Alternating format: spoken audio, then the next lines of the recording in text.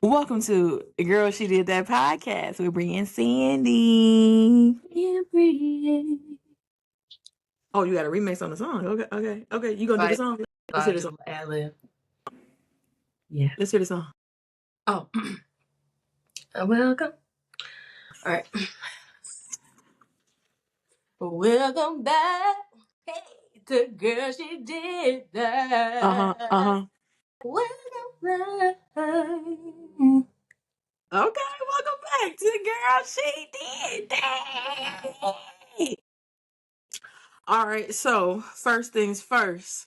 I'm the realist. Doom. First things first. Okay, focus. What are you drinking tonight? Today, I'm drinking Apothic Red. Oh, that's classy. Where you get that from? You know, you can really get it anywhere. Publix, Walmart, Trader Joe's. No, the folks cancel Walmart. What? But I can't talk because I got my sangria from the Sands Club. So Wait. I think the Sands Club is canceled too. Yo, where have I been? My mama says that you can't go shop on the 28th at the Target. Uh-huh. I think it was the Walmart. Uh-huh. Oh, that list just came out like yesterday. Okay. I mean, listen, she keep up with all of that. No, I thought we had like been canceled Walmart. This is like recent. Okay. Apparently on the 28th of this month, you can't go buy nothing. I heard. So what am I supposed to do for groceries on Friday? You're supposed to buy your groceries before, because that's how we strike now, is that we buy all the resources before so that we don't buy it on the day of. Well, I'm going to start the day after because my family got to have groceries. I'm sorry. Listen, we're trying to figure out what I've learned about us as Black people is that we're trying to figure out how to strike without suffering. Yeah, we ain't figured that out yet. We're not there. That's what I'm saying. But we're literally in like the thick of it. Like we're like trying to figure out like, okay, how can we give it to the man, but I also do not suffer. Like, you know what? Don't buy groceries on the 28th as if the 27th is better. Yeah, but I need to talk to Martin Luther King and somebody in one of them because they had it together during the civil rights movement. I need to talk to one. I need to talk to one of them because this suffering that we going through right now. What? What's the question? How you gonna talk to Martin Luther King? I don't know. Okay. God, ancestors, descendants, somebody. Y'all needs to come on down, fall in somebody's dream, do something to tell us how we need to get through this. Did you say fall into somebody's dream? Fall into somebody's dream, something. I don't care what you do. But we need to talk to y'all. And we need to talk to y'all ASAP. Okay? Because that's what this is. This is giving the civil rights movement of 2025. Okay? They all suffered. They all were around the same economic status. We in different economic status as Black people. We got some broke Black people. We got some we doing all right Black people. We got some doing really good Black people. Mm-hmm. So everybody's not on the same level of suffering. So they're not going to be on the same level to suffer. But you know was Martin Luther King, was he really like on the same level? He was doing more than all right. He had a whole entourage. Yeah, I think that he was doing but I think that he was doing more than but he was also still faced with the same type of like racism.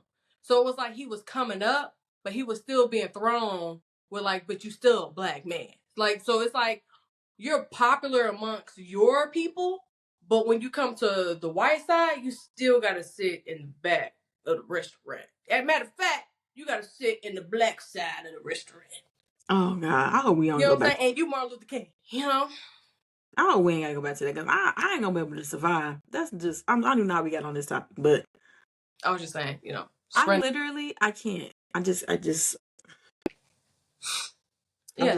at a loss for words. But anywho, Today we talking about messy, blessed, and still winning. Girl, don't be messy. We talking about that today. You know what I'm saying? Because there's a lot of messiness going on right now in the world. All this calamity in the world. You know, all this chaos, calamity in the world. Put it on my vocabulary. Okay, so before we get into the actual topic, who are we honoring today? Today, speaking of mess, but she's not the mess. Mm-hmm. What she has endured and overcome, or probably still overcoming mess. We are honoring today Megan Thee Stallion. Yes, with the knees, with the knees, with the knees. I got Megan knees. Do you? Yeah, we see right now. I'm a savage. Hey. Classy, bougie, ratchet. You know what I'm saying? I get that ish from what they call it, Gina. You know what I'm saying? Wow. So yes, we are honoring Megan Thee Stallion. She had went through a lot of mess with Tory Lanez and her best friend not being on her side all through circumstance. And you know, it was just a lot. Her getting shot in the foot, and then her getting into it with Nicki Minaj, and then, you know, it was just like a lot of people not believing her when she was trying to tell her story. Along with that, she was trying to save Tory at one point, but then Tory wasn't being cooperative or being honest and upfront. So she went through a lot of mess and went through, you know, trial and, you know, winning, and it was just a lot of stuff that she went through that she overcame. And so, you know, we are honoring Megan Thee Stallion for overcoming the mess. The mess. Her documentary was actually really, really good. It was so if y'all get a chance to watch it, you absolutely should, because it was my mother has never told me to pop it harder.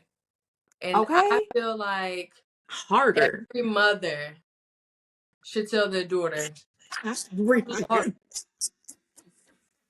you can pop a little harder.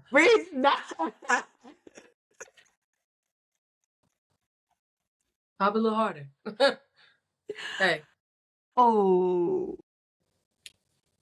Pop a little harder. So yeah, you know, instead of being like, oh no, pop it a little harder. You know what I'm saying? You gotta pop that thing just a tad bit. Is that what you got out the is that what you got out of the documentary? For sure. Wow. I was like, hey, my mama ain't never told me to twerk on. She actually told me not to do it at all. Exactly. She was like, nah, don't pop that thing. But Megan is getting paid to pop that thing. You can see it. I haven't seen her in concert. Absolutely amazing. Okay. Okay. If you ain't doing this to a Megan song,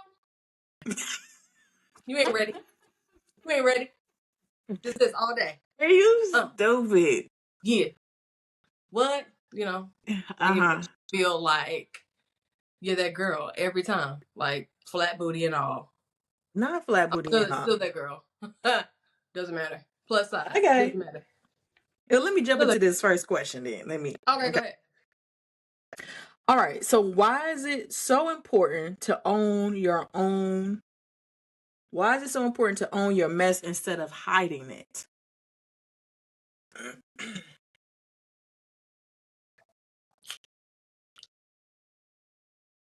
Lost my words? No. I had to think about it. I had to think about it because it really depends. With your mess, it depends on who needs to be involved and who don't need to be involved. For an example, I feel like with Megan, like I couldn't imagine being in the public eye going through that situation. You know, like Megan was in a bikini. And she got shot in the foot. And it's like recorded. Like people could go and Google her trauma. And, you know, having to go through that circumstance alone without her parents. Right.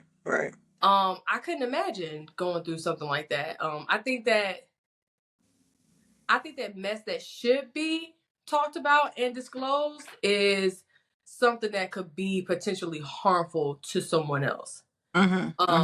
If you're in a relationship or you are in a friendship or something like that, and somebody discovers something later on that they needed to know, and it could become messy because they don't have all the information in order to help assist you, or they're now getting on a board with something with you, but they don't know all the pieces. They don't know all the players that are involved. I think that that's when you should get in front of the mess before the mess ends up impacting everybody, and you don't want to blindside somebody.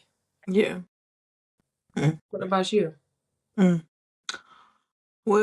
what was my question one more time? Why is it important to own your own mess instead of hiding it? Well, I think you owning it shows that you have insight into what is going on. But just because you have insight into that stuff, that doesn't mean that you want to change what the mess is, right? Sometimes we bring mess willingly because we want the perks of what's happening with the mess, right? And then we realize that, oh, it's going to be some long-term detriments if I continue to engage, but it still feels good. So it's instant gratification. Like toxic. Yeah.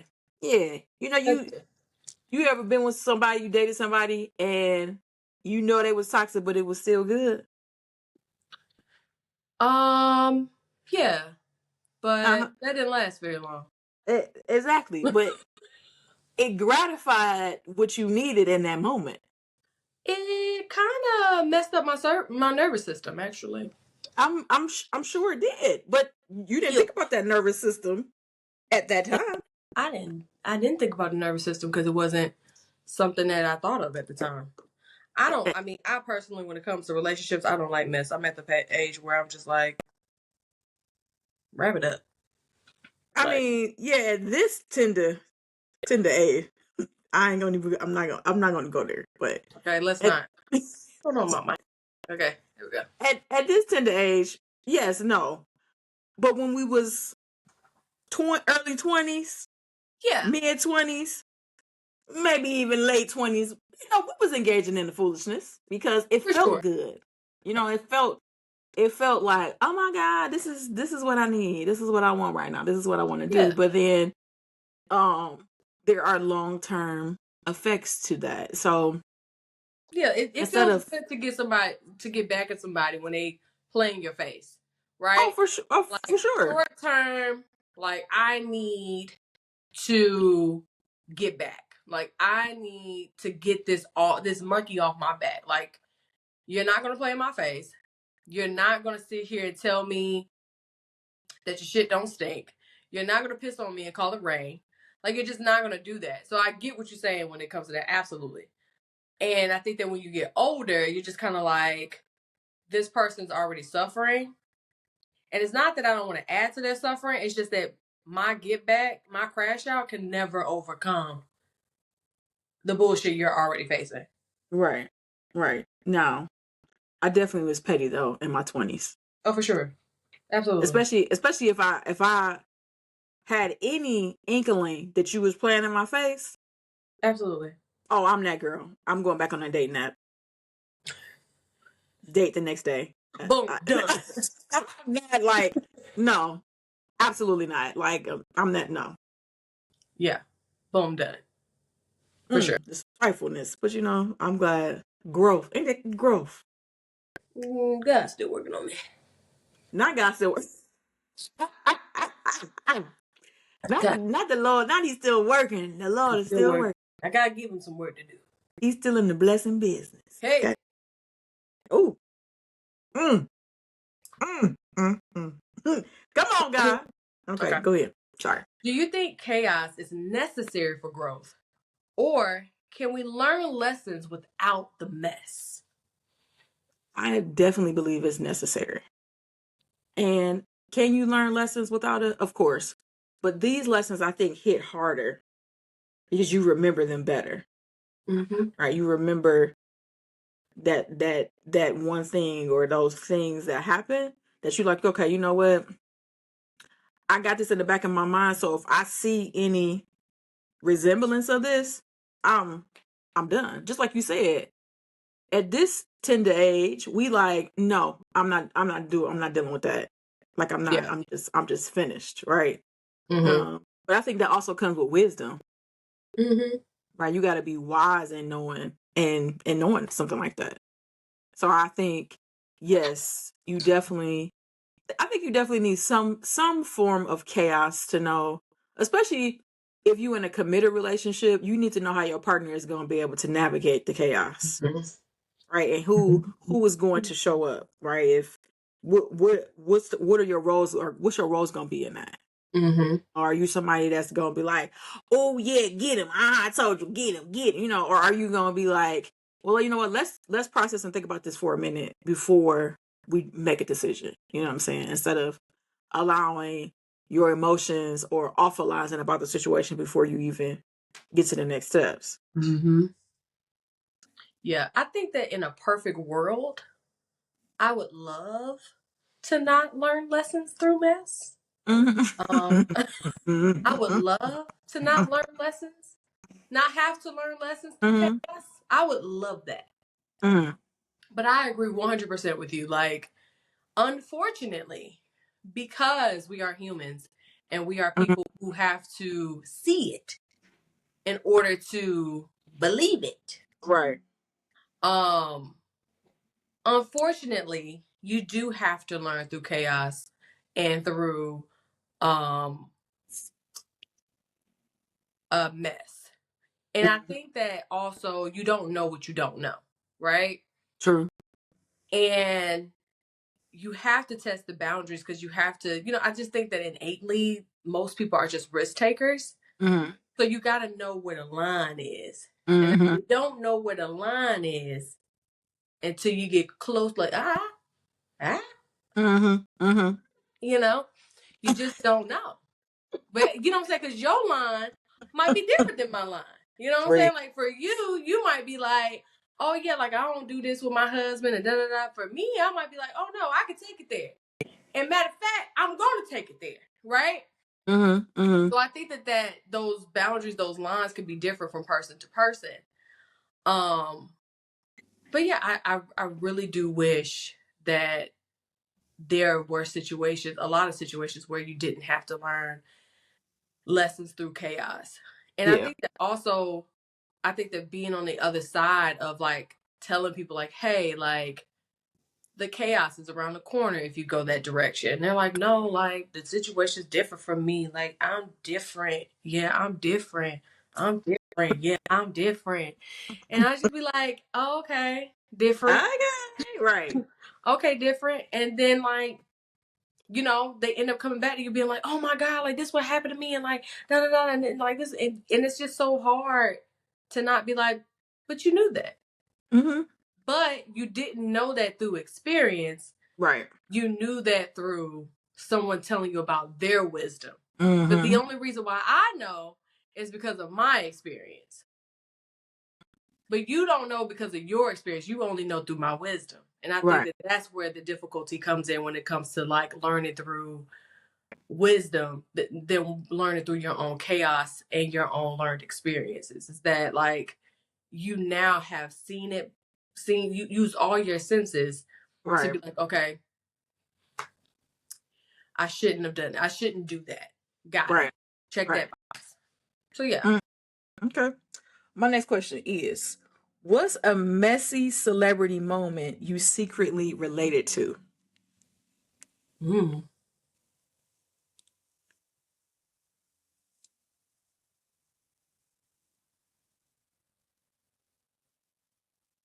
I don't know. You're going to have to answer that question. I have to think about that. I don't know. That's why I asked too.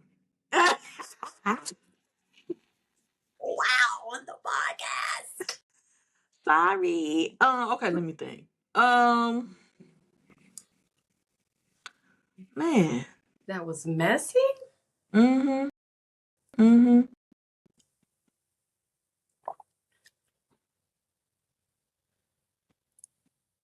I want to give something from Housewives. I was thinking about Married to Medicine. Oh yeah, that's a good one. Um, Uh, I mean, I was.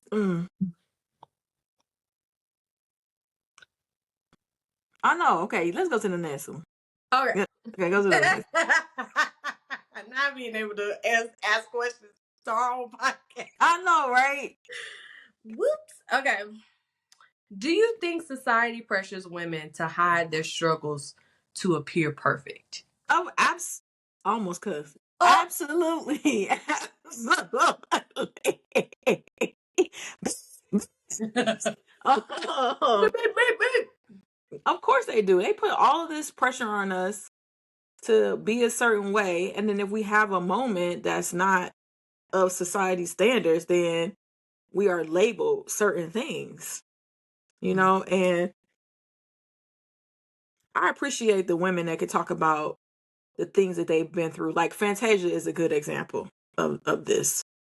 She's been through a lot of stuff in her life, but she never forgets where she comes from. You know, she's able to talk about and walk through a lot of her traumas, you know, and I appreciate that about her because she's never afraid to talk about the things that she's been through, right? And she's never forgotten who she is and who she belongs to. I appreciate that about her. Mm.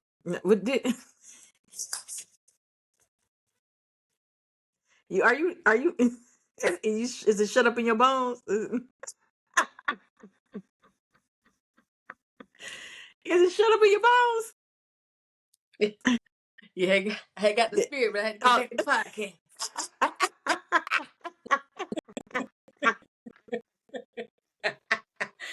Whoops. Oh, bro, you is You almost fun. had it, but Jesus gave me gravy. Oh my god.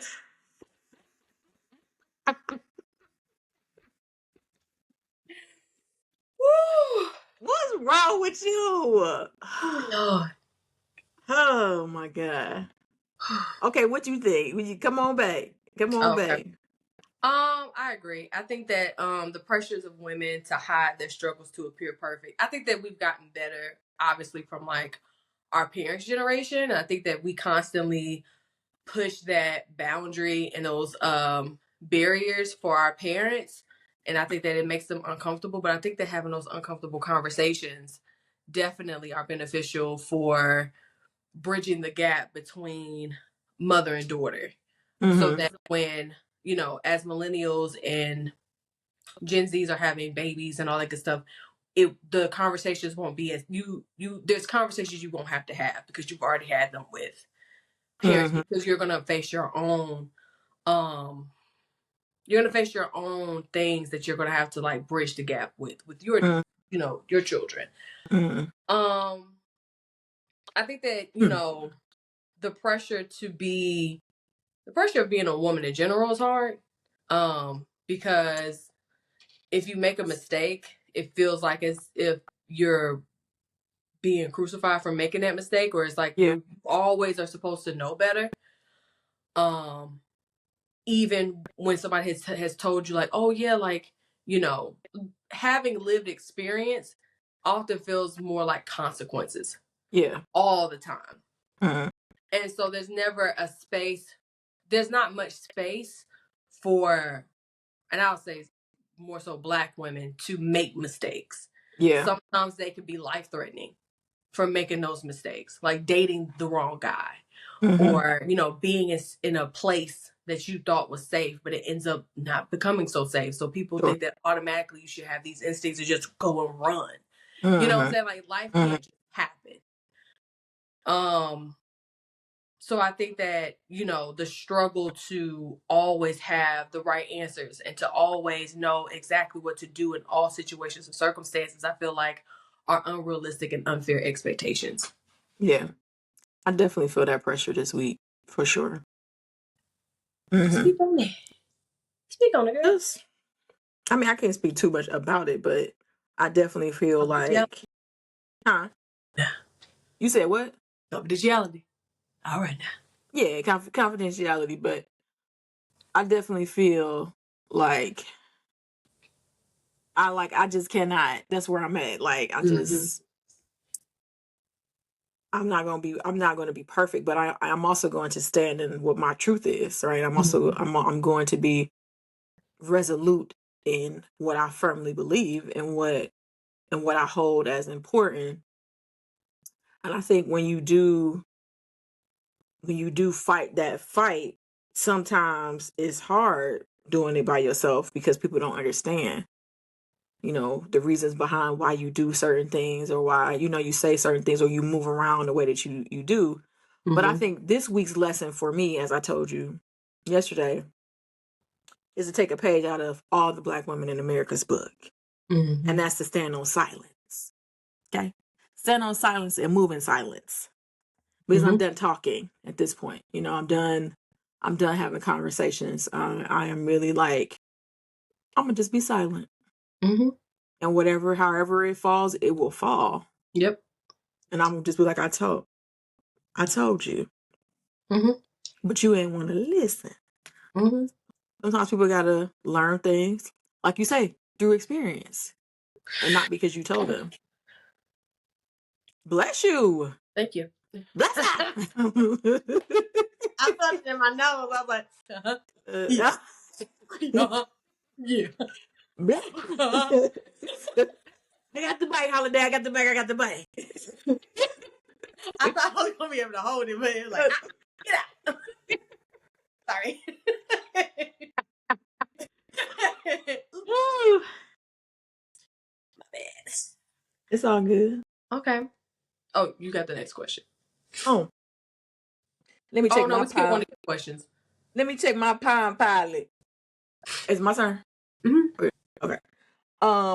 What's one messy situation you are grateful for now?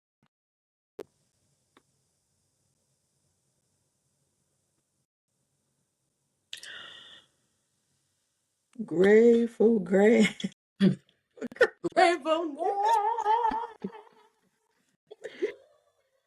Okay. You've been in choir rehearsal too long. Everybody mad. Anyway. One messy situation that I've been grateful for. I don't think I've necessarily been grateful for any messy situations. Not necessarily to the extent of gratefulness. I think that I've been grateful to get out of messy situations. But not necessarily happy that they happened. But I am grateful to be able to get out of like toxic, chaotic situations due to my lessons being learned. Yeah. Like knowing that like, hey, this road looks kind of familiar. You remember the last time you was on this road? Yep. And it goes so well, did it? Nah. So what you think you should do? Yeah. You should probably make a turn. Sounds like a plan. Probably stop and be like, don't want to be in this neighborhood. So let's make a U-turn. You don't have to turn the page. I read the story. Okay. Don't turn it, don't turn the page. You know what I'm saying? Yes. You don't want to go in circles like Mark used to. I actually wasn't thinking about him. I was thinking about Atlantic Star. I think that's Atlantic Star. You got me going in circles. You know what I'm saying? And around we go. You know what I'm saying? Okay. Get me off. I'm getting motion sickness. Get me off this ride. So I think that if I am grateful, I think I'm grateful for not lasting in messy situations as long as I used to. Okay. So I think that I'm grateful for being able to pick up on things quicker. And I think that we talked about this, how our cutoff game has become even better. Sometimes people feel like it's up in the air, 50-50 maybe. How people are like, oh, you shouldn't cut off people and this and that, or whatever. We don't cut off people very often, but when it's time to go, it's time to go. I don't cut off people very often. No. That's what my thinking errors. I'm sorry. Yeah. Gotta go. I haven't. I mean, Okay. I've cut off recently, but before that, it's been a minute. Okay. Like, All I remember right. when I was younger, it was literally every year I was cutting off somebody. Like, when people had those Facebook posts, and it was like, yeah, every year somebody gotta go. You know, it was me. That was me. It was like, yeah, you're not coming into 2018 with me. You know? But now I'm just like, And they was right in 2018 with you. So no, ew. I mean, some people, for some people, Some people maybe. were not. No. Some I'm people were not. I'm not talking about you personally. I'm talking not. about just when people make that post, they still take that person right on to the next year. Oh, okay. I was like, Yeah. no, we just talked about it. Like, no. No, Block. no, no, no, no. There's some people who still block in 2018. What are you talking about? What are we talking about? You know what I'm saying? So yeah, that's the answer to my question. The answer to your question. Okay. All right. You got You go any ahead. question? Oh, you want me to answer it? Yes. Okay. Something I was grateful for in a mess.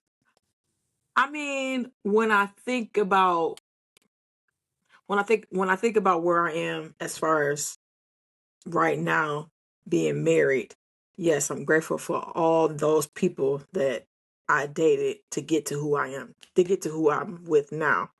Mm-hmm. Yes, because it made me appreciate that everybody is not built like this one over here, Amen. and that he is the only person that I truly can say like this is my soulmate. Like he's not somebody. It's not anybody else I would rather or want to be within him. Mm-hmm.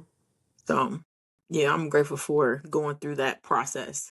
Now that I know what's on the other side of the process, maybe not so much before that, but Okay. mm-hmm. How do Mm-hmm. you know when it's time to stop leaning into the mess and start making changes? Ooh, leaning in because I got to lean out. Yeah, zoom out. Uh, Oh, you said it before I did. oh, okay, sorry. How do I know? How do you know? Well, I can't really quote this person, but when you get fed up and you get tired, that should be the number one sign, right? You talking about R. Kelly? La, da, da, da, I wasn't gonna say the man's name. Yeah. da. Okay. Nope. No, La, Brianka. da, da. Brianka. Okay, I'm sorry. I'm sorry. I had to finish it. Anyway, I think that's the first sign. Like when you just feel like it's becoming exhausting, like it's mentally exhausting. Mm-hmm. Like when you feel like you say like your nervous system, like when you start having those physical symptoms of Mm-hmm. not feeling good, you have a stomach ache, you got a headache, your eyes might twitch, your leg might go out. I mean, it's anything that's causing you that a significant amount of stress, For sure. that should definitely be a red flag that it's time to step up out of it. Um, I think if the mess is causing any sort of like physical harm or verbal harm, emotional abuse or something like that, definitely red flag. It's time to be done, you know.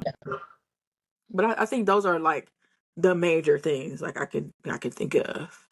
Yeah, I agree. I think that also when it's time to stop leaning into the mess, I don't know for you, but I think that for me, it comes to a point like my brain clicks. Like I literally Mm, can feel my brain go click. mm, Cause like it's like I feel the shift and I'm like, I don't like where this is going. I feel like things are getting out of control and I don't know how to control it. And I kind of don't want to because I don't feel like it's my responsibility to do that type of yeah. thing. Mm, And I think that like my brain just gets to like, mm-hmm, mm-hmm. I don't want to do this anymore. Yeah. And then that's where it, like shutdown just starts going in. Like it's just like literally like I'd rather just cut off my pinky just to save my hand. Like that's where I go. And I don't know where that comes from. I have no intentions. I mean, I could find out where it comes from, but like I told you before, I have no intentions on changing that by myself. But I do feel like, you know, once all of that like cloudiness and mess, like I'm able to control it, I feel so much better. Yeah. I feel so much better. So I think that when it's time to stop leaning into the mess, when it's time to stop leaning into the chaos. And I think that also when you realize when you're a part of the chaos and you're a part of the mess, because I think that oftentimes people are like, oh yeah, like he's toxic, she's toxic, but you've been in a relationship with her for 10 years. So you tell me at after 10 years, like even if you ain't were toxic. right, like even if you were a person who was, you know, conflict resolution and was willing to have difficult conversations and like all this stuff, you can't survive with someone who doesn't align with that. Like that's where the equal dope part comes in. Is that like you may not necessarily be the greatest at communication, but at least you're trying to communicate and be a better communicator, right? But if you are a person who is spiteful, in order to maintain this relationship, to some extent, you have to be spiteful. You know? So it's like, and if this person is not responding to you, when that person does something wrong or what you deem to be wrong, what's the first thing that you're going to do? Right. You're going to end up not talking to them for the same amount of days, if not more days. So now this has now become a part of y'all's relationship.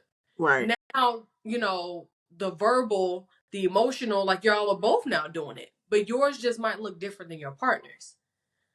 So I think that, you know, people have to understand that after a certain time, or when you see that this person, not only when they exhibit bad character traits, but that they don't want, or they don't have the they don't have the want to change those things about themselves, like because you now have brought it to them, and you're giving them insight, like, hey, like, you know, I don't like how you shut down when, you know, we have conversations and you just feel like you don't have to communicate with me. Like if you feel so strongly in this moment, like you could just let me know, like, hey, I need a little bit of time, da, da, da, da.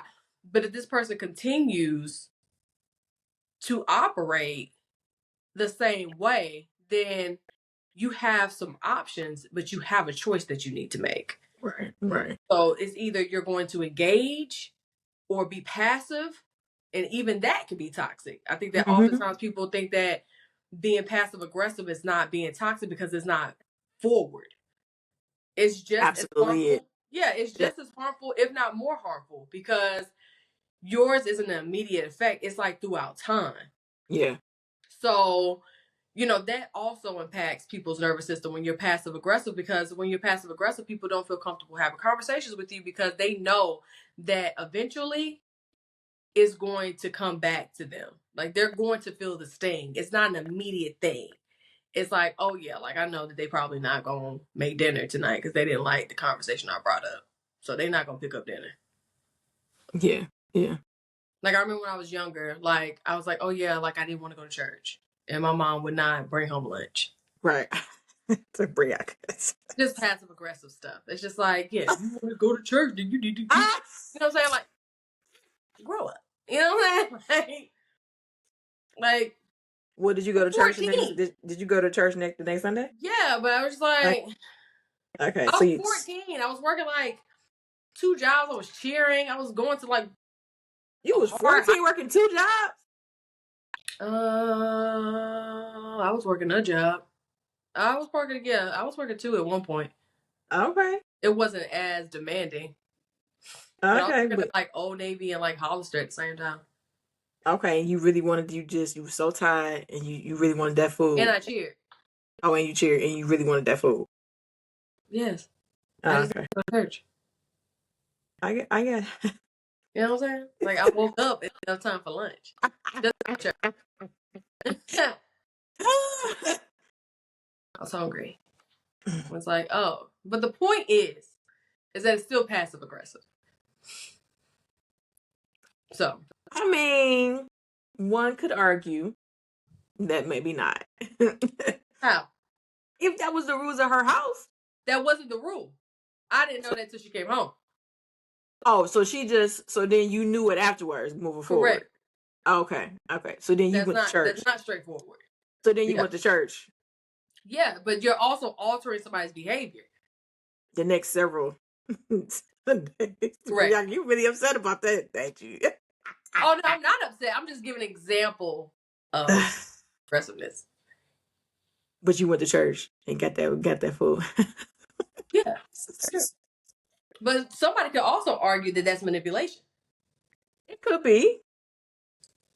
Good to get you into them seats at the church. It's still manipulation. Somebody's not going to church because they genuinely want to go. That's manipulation. I mean, we can all say that for, especially if you grew up in the church. I definitely didn't want to go, but I was in that thing. You know what I'm saying? Okay. Like, I mean, we was in there from 6 to 10. I mean, my God. Right. You know what I'm saying? Right. Like, Jesus ain't came yet. I mean, correct. 6 a.m. to 10 p.m. Come on, y'all. And at one point, I went to both services. That's what I'm saying. I'm like, this all day. I'm gonna get my rest. I have to go to school at like 6 something. I know. Come on. I used to feel the exact same way, and they was not letting up on that until 8. Yeah, they weren't letting up on that, baby. And then Saturday, I was either working or going out or doing something, and it's like, oh, a day of rest. No. And don't let it be a first Sunday at that. Even longer, because we got to eat the bread and drink the juice. Girl, they had BTU, Sunday school, regular service, 6-hour break, the communion service. I'm like, we can't do all this in the morning time? And then you got to come back on Wednesday. Yes. Or Tuesday or whatever day. But I mean, definitely it was a major part of my growing up. I do appreciate it. That's probably why now on Sundays, I don't go out the house on Sunday. I don't go out the house on Sundays.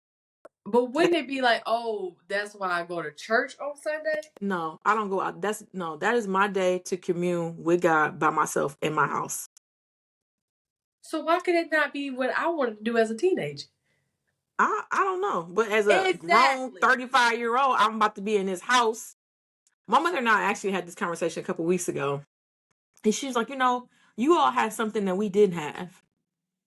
I was like, what's that? She was like, y'all got all this stuff online. So she was like, even if you don't go into a physical church, you can still attend a service online. She said, we didn't have that. And not even just online, but you could also attend it, like, let's say that you decide, like, Sunday I want to rest in general, but you can say that you want to listen to a 30-minute sermon on Tuesday. Like, that's how accessible it is. Like, I literally don't have to go to the church where, sometimes they would open the church up in the middle of the day. Right. For prayer altar. Yeah. You don't have to do that. You can literally pull up however you feel. Somebody done did a 30-minute sermon on it. Like, I use ChatGPT to get through the Bible. What? Oh, here we go. Hey. Is it the paid version? Yes. Okay. It just came out of my account today. I was like, oh, where did $20 come from? Oh, that's Chat. What up, B? Not that's Chat. Yeah, I was a little nervous. I was like, where did $20 come from? Because it come up Apple. And I'm like, oh, got you. I'm like, oh. Apple Music be like, oh, let's take out $10, $2, $4. I don't even download that much music. Calm down. That's it. They do. Okay, so let's wrap this up because we already passed our time. Over the time. All right. Well, thank you guys for joining us for another amazing episode of Girl, She Did That with Bree and Sandy. Go ahead, Bree. Take it away. Don't forget to subscribe to our channels. YouTube, Instagram, Facebook. Listen to our podcast on Apple, Spotify, all the streams. We do this every Tuesday. We also have merch. Go to our Facebook and our Instagram for the merch. Click the link. all the good stuff. And we will see you guys or talk to you guys next week. Next week. Bye. Bye.